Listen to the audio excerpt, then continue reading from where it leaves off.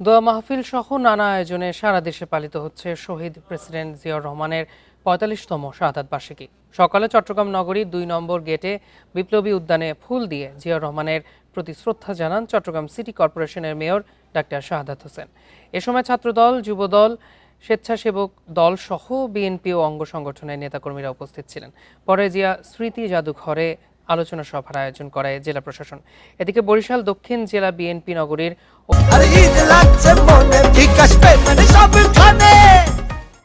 অশ্বিনী কুমার হলে দোয়া মাহফিল আয়োজন করে। এতে উপস্থিত ছিলেন সিটি প্রশাসক, মুক্তিযোদ্ধা সহ বিএনপির নেতাকর্মীরা।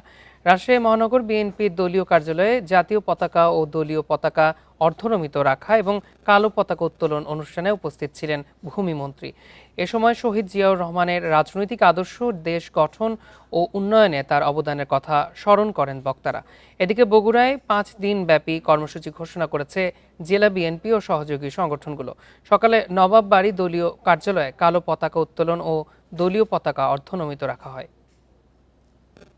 আজকে শহীদ রাষ্ট্রপতি জিয়াউর রহমানের স্মৃতিকে আমাদেরকে ধারণ করতে হবে। ওনার দেশপ্রেম, সততা, যেভাবে উনি বাংলাদেশকে বটমলেস বাস্কেট থেকে একটি অর্থনৈতিক সমৃদ্ধশালী বাংলাদেশে পরিণত করেছিলেন, ঠিক একইভাবে অচল অর্থনীতিকে সচল করার জন্য আমরা সবাই ঐক্যবদ্ধভাবে রাষ্ট্রনায়ক তারেক রহমানের সাথে কাঁধে কাঁধ মিলিয়ে কাজ করব।